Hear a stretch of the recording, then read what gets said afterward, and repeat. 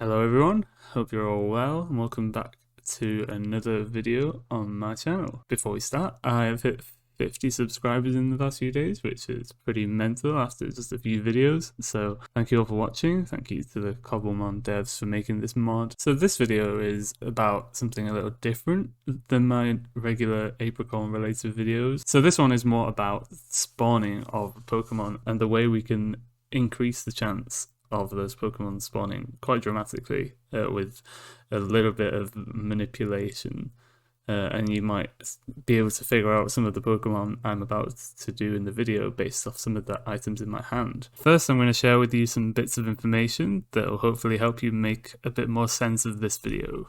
The first one is Pokemon spawning is on in my world right now. Yeah, I'm here by the way, I'm not just a statue. Pokemon spawning is on. But if you check the creatures tab in my Better F3 menu, which is a mod that is in my mod pack, link in the description, there are no creatures here. No Pokemon are spawning. There's nothing, and I am 16 blocks off the ground. It goes down to minus 60, I think, so around 16 blocks off the ground. If I was to go down to the ground, then you know, Pidgeys and Wooloos and whatever would all start spawning. I can't really imagine this is intended, so this probably won't be like this forever, but we can use it. And this is going to help us today because we're going to need to make some platforms to spawn the Pokemon that we want. I thought initially I'd need to go like hundreds of blocks into the sky, but actually like I'm 16 off the floor and this is totally fine. Another thing you might be wondering is where do I get the information that I'll be using in this video, and the answer is the Cobblemon team have put together a spreadsheet and a document which details all of the spawn requirements of each Pokemon. And yeah, you can use those to figure out, okay, I can get this Pokemon to spawn in this way. And I'll be explaining that as I go for each Pokemon. So hopefully I'll link the documents in the description as well. The spawning of Pokemon is split into groups with varying rarity. There's the common group with a 94.5% chance, an uncommon group at 5%, rare at 0.5%, and ultra rare at 0.1%. If one of these groups is selected, then the game takes the spawn weight of all spawnable Pokemon in that group, and the Pokemon with higher weight have a higher chance of spawning, whilst the Pokemon with lower weight will spawn less frequently. It's kind of like So for example, if we take the Bulbasaur line, and we assume these are the only Pokemon that are capable of being spawned, they're on the ultra rare bucket, so regardless, it's a 1 in 1,000 chance, 0.1% chance that any of these three would spawn. You see the Bulbasaur has a higher weight of 9, whilst the Venusaur is a really low 0.1. So this means that if there is an ultra rare spawn, the Bulbasaur will be much more likely than Venusaur, and Ivysaur will be somewhere in the middle. I've built a huge platform. For this, you're going to want to turn your render distance down to the minimum simulation distance that you can go down to. It's probably around 5 chunks. But yeah, so if I sit on my wooden platform and let's do some check spawns, right? So if I check the common spawns, nothing can spawn here right now, and that's actually true for all of the brackets. Because wood is not a natural block, a lot of Pokemon rely on the natural preset, and that basically means spawning on blocks like grass or on dirt or on, you know, natural blocks in the world. Since I built a platform here out of oak planks, which are not natural, that means most of the mobs that would spawn aren't, which is ideal. I'll just show you if I quickly jump off and go on the floor, do the check spawn command, go back up before too many spawn. This is what you can expect without this, and also if I was to go under the wood, there'd also be like Zubats spawning under blocks, so can't see the sky. All these things are in the spreadsheet, it's in the description if you want to check it out yourself. I'll try and keep this concise. So yeah, now we've got our platform that has got absolutely no chance of spawning anything. We can see what Pokemon can spawn here with our help, and one of those is Porygon. Now, Porygon has a special requirement on the spreadsheet. It says nearby blocks PC. If I put down this PC, I'll check spawn common, nothing can spawn. If I check spawn uncommon, aha, Porygon, 90%. And well, it's basically 100% one of the Porygons in the area around this PC. The optimal setup, and let me turn on my chunk borders here with F3 and G. So you hold F3 and then press G on your keyboard, you'll be able to see these chunk borders. And the optimal setup here, the way I figure this out is I stand here, do it, yep, that's fine, do it here, yep, they spawn, do it here, do it here. Okay, so it's 4 blocks on this side. So this is the area that mobs can spawn around the PC maximum. So it looks a bit off-center. It's just meant to be an 8x8 square, I think. Right, and you neatly fit 4 into each chunk. I could do this for the entire platform, and the more space you do it for, the higher chance you'll have of one spawning.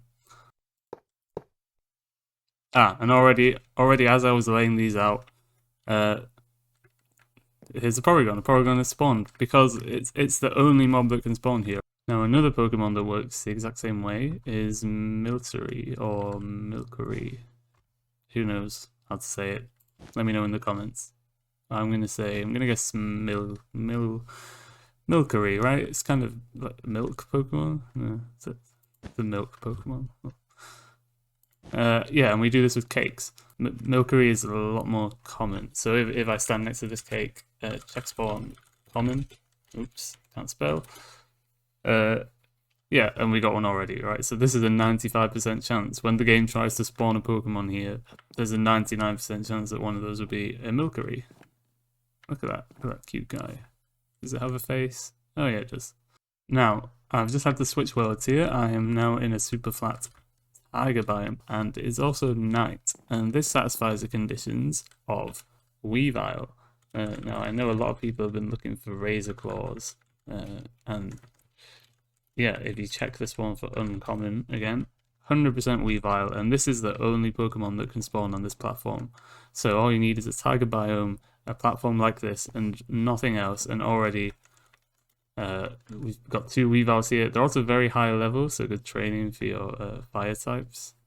But yeah, these guys drop Razor Claws as well, so definitely if you're looking to stock up on those, then yeah, this would be useful for you. Now, for the next few Pokemon on my list, you'll need to get to the Nether Roof. I'll quickly show you how to do this in survival. So, first thing you want to do is you want to find a quite high piece of netherrack. Yeah, so where it says targeted block and then the middle number is 127. All you need to bring with you is 10 obsidian and a flint and steel to make a portal to get back off, otherwise you are stuck there forever. Some ladders and an ender pearl, and I'll do this in survival. And all you need to do is place the ladders going just up to this block, and then whilst you hold jump and forwards, just throw the ender pearl forwards, and you will pop onto the roof. Ignore that was me earlier. The first thing you'll probably notice here is, whoa, that's a lot of Magmortars, or Magmortars. I don't know why these spawn here, I feel like this is a glitch. But they drop link cables, they drop magmarizers, so these can definitely be good to farm on top of here before they fix it. They're also very high level, so bring your water Pokemon. But there is another Pokemon, and you actually don't need to really build a platform here. Bedrock is already not in the natural blocks category, so it works itself as a platform. And yeah, the next Pokemon is Honedge, or the Honedge line. This is quite similar to the cake and the PCs, but I believe you can put blackstone slabs, blackstone walls. This is all found in the documentation on GitLab, which I will link. But yeah, obviously I've just kind of scattered these around. You don't need to place them in the 8x8. It's just more efficient for using less blocks. But I mean, this is quite common block, right? So I've just kind of spammed it around a bit, and you can see already there's Honedge spawning up amongst the Magmortars, which I have no idea why they're here. And yeah, if I just check the spawns, oh yeah, there we go. Yeah, check the spawns. There's a 1% chance of Magmortars here, 90% chance of Honedge, and then obviously Aegislash is more rare because it's the final evolution. And yeah, you can already see a few of those floating around. I believe Magmortar doesn't spawn if you are in a warped forest or soul sand valley, which you can see on the F3 menu right here under biome. We're currently in Nether Wastes. So yeah, I'm going to call this part 1 of this because I feel like there's other Pokemon that people will want to see. Maybe I can help make it a little bit easier to find them. If there's any Pokemon you've been struggling to find, leave it in the description. I'll try and help you or let you know if it's possible for them to be exploited like the ones I've shown in this video. But yeah, I hope this has helped. Hope this has saved you some time. Ooh, nether noises. Yeah, have a good day, night, week, whatever. Yeah, see you in the next video. Bye bye.